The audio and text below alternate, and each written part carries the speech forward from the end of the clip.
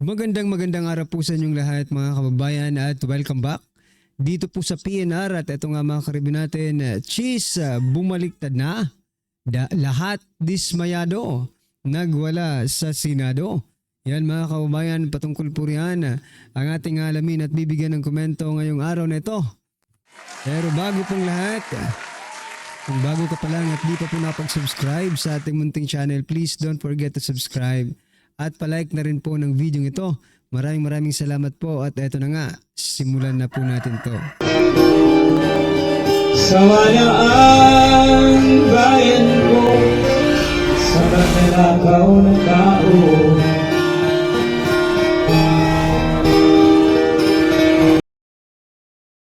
So yan mga kababayan, pasadahan po natin ang mga nagtatrending na mga balita dito po sa mundo ng social media. At simulan nga po natin dito kay Senator Bato. Talagang umiinit po ang mga argumento dito sa Senado, mga kababayan, at mukhang nagwawala na po yung ating mga senador sapagkat nakikita po nilang hindi tama ang ginawa kay former President Duterte. Eto mga kababayan, unahin na po natin si Senator Bato de la Rosa. Ito po ang kanyang tanong kay DOJ Secretary Boying Rimulya. Bigyan po natin ng reaction to. Ito po ang tanong ni Senator Bato. Hanggang arrest lang tayo. Bakit mo biniyahe? Pwede mo naman i-surrender dito sa local courts natin. Ipakulong mo dito sa Pasay, sabi niya. Bakit mo pa isinurrender? Sagot naman po ni SOG Boying Rimulya, yun po yung yun po yung best judgment namin. Yun po ang tingin namin na mabuti sa ating bansa. Really? Yun ang mabuti sa ating bansa? Bakit? Anong ginawa ni former President? Threat ba si former President Duterte sa ating bansa? Grabe kayo mga kababayan. Yun pala ang mabuti sa ating bansa na mapunta si former President Duterte sa ICC. Talaga ba? O aasenso ba? Tatahimik ba ang ating bansa? Mawawala ba ang mga addictus, drug lords sa Pilipinas kung mapupunta si former President Duterte sa ating bansa? Because you're saying that ito yung sa tingin ninyo yung mabuti sa ating bansa. Kasi ang nakikita kong mabuti sa ating bansa, mga kababayan, kapag walang addictus, walang mga krimen, di ba, na nangyayari sa ating bansa. Kung hindi man maubos yan, at least mayroon po silang kinatatakutan, di ba, na batas ng ating bansa. What do you think? Sabi niya best judgment nila yun. So, sila na pala ngayon ang judge. Well, anyway, you are in the judiciary, DOJ Secretary Boying Rimulya. Pero, you cannot say that it is your best judgment because you are not the court. You are part of the judiciary but you are not the court. May karapatan po si former President Duterte na ipagtanggol ang kanyang sarili sa korte dito sa ating bansa, mga kababayan, pero hindi po yun nangyari. Bakit? Yun yun daw ang mabuti para sa ating bansa. What do you think mga karibyo natin?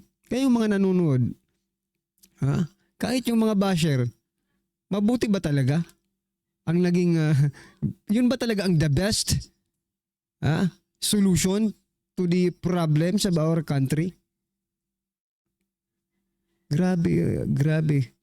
Mga kababayan, hindi ako makapaniwala na yun na pala ang pinakamabuti. At based lang sa kanilang judgment, mga kababayan. But anyway, nakakanggigil mga karibin natin, pero wala tayong magagawa. Nandun na nangyari na, iniimbestigahan na lang sa Senado.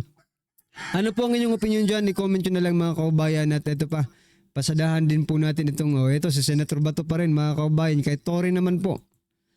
Sabi po ni Senator Bato kay Tory, ito ang sabi niya, Did it ever cross your mind to stop and think, no?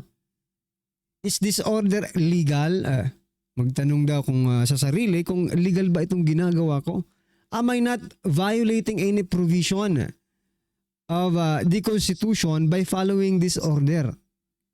Sabi naman po dito, ni General Torre, since that time up to this point, sabi niya, Sir, that question never crossed my mind whether this could be legal. First and foremost, the DOJ team is with me. The Prosecutor General is with me. And Chief of the PNP is with me. So I didn't think there is any reason for me to have any doubt about the legality of the order. So yun naman pala mga kababayan. Hindi po naisip ni General Torre na illegal yung kanilang ginagawa because he is backed by these individuals, these government officials, no? DOJ, Prosecutor General, PNP Chief. Dapat ipatawag itong tatlong ito at tanungin rin mga kaubayan kung legal ba ang ginawa ni General Torre. Baka mamaya may misconception. Di ba? Magkaroon ng misconception si General Torre sa utos sa kanya. Baka for example lang sinabi ng DOJ, Prosecutor General at PNP Chief Marbel, ba? Na, sige, gawin mo yan but lawful, di ba? Gawin mo yan pero lawful, because General Torre assumed that he is backed by these officials, he can do anything he want, di ba? Even though it is illegal in the eye, no, of the public. So, yun lang mga kaubayan. Yun pala kasi kaya kampante. Yan yung gusto kong i-point out dito. Kaya pala kampante si General Torre because he is backed, no? Nakasandal pala siya sa mga pader na ito mga kababayan. Ano sa palagay nyo? Tama ba? Tama ba yung ginawa nila? Yan lang. Ano pong opinion? Gusto ko lang i-share mga karibunan. At least may tayo, di ba? Na i-share lang po natin. Okay? Ito pa mga kababayan. Pag-usapan din po na, ito naman si Soji Boying Rimulya. Ang hirap dito kay Senator Aimee. Laging nakangiti. No? It is a serious matter but always smiling. Well, we're a Filipino and we are known to be a smiling face, no? Whether or not it is in a bad situation. Well, anyway, ito. Sabi po ni SOG Boying Rimulya, wala tayong record dati. Ngayon anong tama bukas. Ito ay sumasandal lang sa paningin po ng nagpapatupad ng batas at sa amin pong paningin. Nako. Delikado pala tayo dito mga kababayan. Eto, mamaya bigyan natin ng reaksyon yan Ito muna kay Senator Amy Marcos. Sabi po ni Senator Amy Marcos, sinagot niya, kanya-kanyang paningin, kanya-kanyang interpretasyon ng batas. Pwede ba naman yon? No. Para sa akin, hindi po. Di ba? Well anyway, we are not a lawyer pero talaga sa lawyer talaga mga kababayan, sinasabi nila may kanya-kanyang interpretation, no, sa batas. Depende na lang po yung kanino kayo maniniwala. Pero mga kababayan, no, sa pag-aresto, no, hindi pwedeng kanya-kanyang paningin lang yan. Hindi pwedeng kanya-kanyang paningin ng batas. Iisa pong batas ang tinitingnan natin, batas ng pag-aresto. How legal is the arrest, no? Because yung pag-aresto naman yung pinag-uusapan natin dito. Ang hindi ko lang matanggap dito, mga kababayan, no, sa sinasabi ni SOG Boying Rimulya na may kanya-kanyang paningin, no? Tapos sabi niya, yung sinasabi niyang depende daw, no, sa nagpapatupad ng batas yung paningin, no, sa batas. Okay? Pagtingin sa batas. Like for example na lang. For example natin mga kababayan. Ako, tapos may dumaan dyan, di ba? Ang pangit ng muka, parang holdupper, pang kidnapper, lahat na. Because I doubt na pwede siyang maging ganun. Pwede ko ba siyang ipahuli sa pulis? Because yun ang paningin ko eh. Di ba? Kaya sabi ko talagang delikado yung sinasabi nila, di ba? Na depende po sa nagpapatupad ng batas at sa amin pong paningin. So sila pala ang judge na. Diba? Sila po ang lumalabas na judge. Depende na po sa kanila kung ano ang ikakaso nila. Parang tanim kaso na ito. Well, anyway, ano po ang inyong opinion dyan mga kaubayan? Pero ako, I disagree, no? Dito sa sinasabi ni SOG Buying Rimulya. Okay? Eto pa mga kaubayan, eto naman po, talagang nanggigil dito. Si Senator Amy Marcos sapagkat si Ambassador Marcos Lacan Lilaw, mga kaubayan, ay pinakawalan. Ito, basahin po natin yung statement muna. Then bigyan po natin ng reaction to. Sabi po ni Senator Amy Marcos, Ambassador Marcos Lacan Lilaw has now been released despite being cited in contempt for lying. Senate President Chis Escudero refused to sign the contempt order. Just like he refused to sign the subpoenas. Nako, matindi talaga itong si Senator Chis, no? Yun yung nilagay natin sa thumbnail na bumaliktad na. This time, sabi po ni Senator Amy Marcos, this time, he went even farther. He ordered Lacan Lilo's release. In spite of the ambassador's blatant and repeated lies before the Senate Committee on Foreign Relations. This isn't just disappointing. It's dangerous. Totoo. Talagang delikado po ito. Mapanganib. When the Senate's authority is ignored this openly, what's the point of the investigation? Sabi po ni Senator Amy Marcos. What's the point of truth? We're setting a terrible precedent and it won't be the last. Kita ninyo na yan mga kabayan. Ang pinopoint out po dito ni Senator Amy Marcos, bakit po pinakawalan si Ambassador Marcos, no? Sa kabila ng pagsisinungaling nito, kasi pinakontempt eh. Hindi pinirmahan. Yun yung problema. Hindi po pinirmahan ni Senator Chis Escudero yung contempt order. Bakit naman?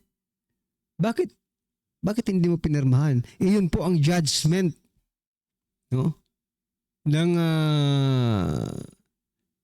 Senate Committee on Foreign Relation, di ba? Yun po ang judgment nila eh. You just have to sign Senator Chis Escudero, di ba?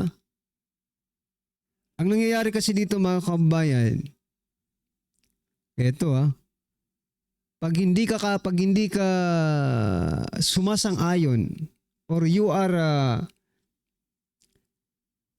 pro ka sa kanila, ganito ang mangyayari.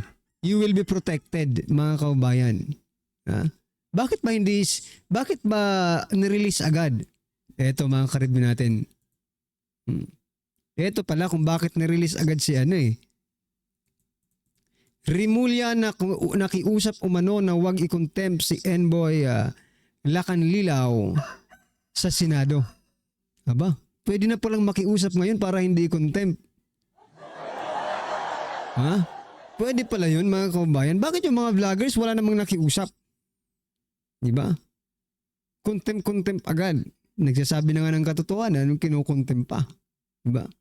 Napaka-unfair naman po Rimulya. No? Nakikiusap kayo na wag i-contempt. Bakit? Are you part of the committee? Resource person ka lang dyan, ha? Huwag kayong umastang kayong may makapangyarihan.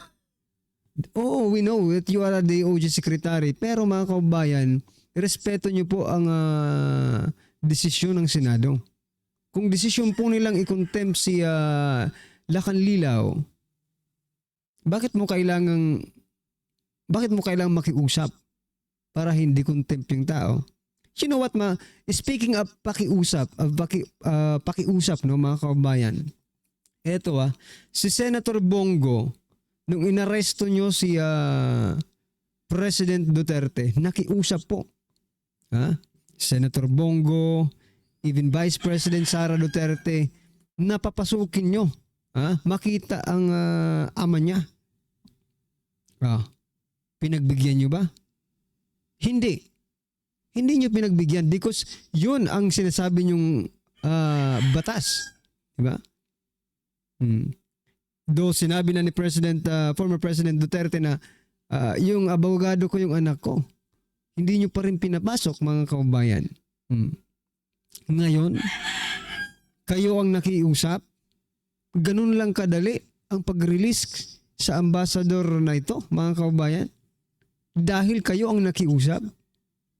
Nakiusap po ang Vice Presidente, hindi nyo pinapasok. Nakiusap Pero ngayon kayong nakiusap, ang bilis-bilis makapag-desisyon ni Senator Chis Escudero. Release agad. Wow! Mapapawaw ka talaga dito mga kababayan. Grabe ang nangyayari dito sa ating bansa. Anyway, ito naman kay General Torre. Tinatanong po ni ito ang sabi ni Senator Amy Marcos sa General Torre.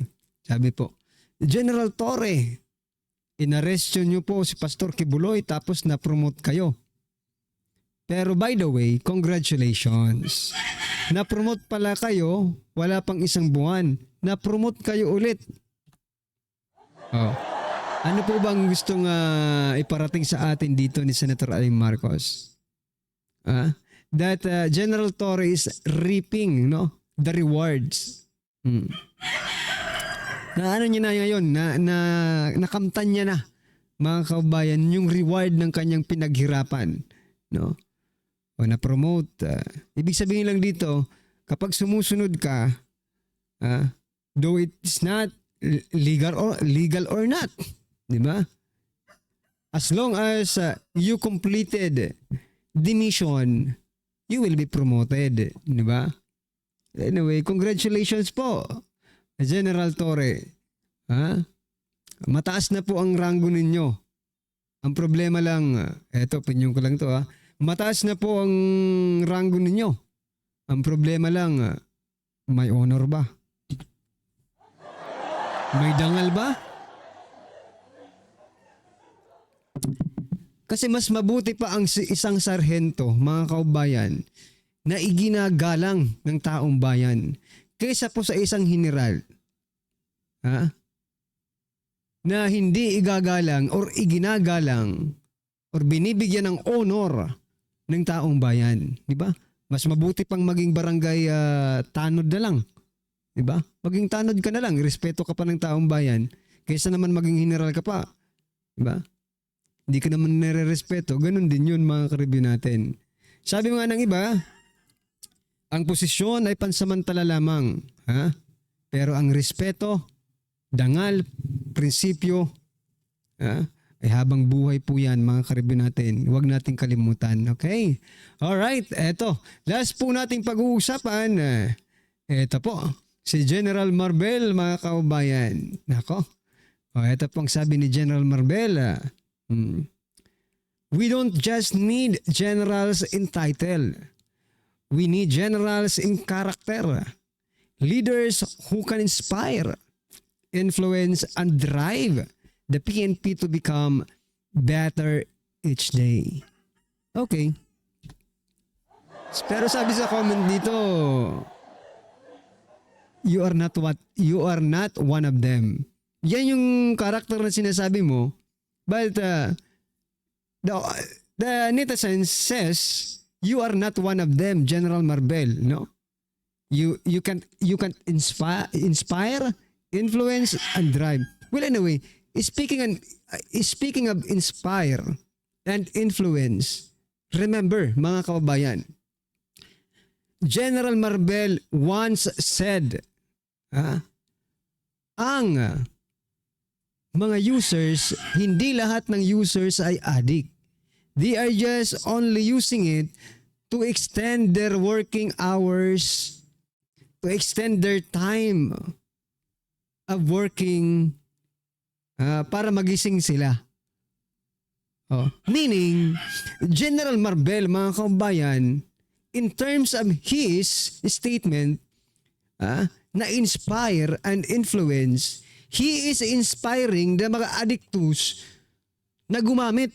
Puchik ka na papa. Ba? Pasensya na po. Nadadala tayo, mga kababayan. And he is also influencing ordinary Filipino to use, because not all users are addict, mga kababayan. Sayang naman yung oras ng pagtatrabaho natin. Diba? Ibig sabihin lang nito, may something talaga.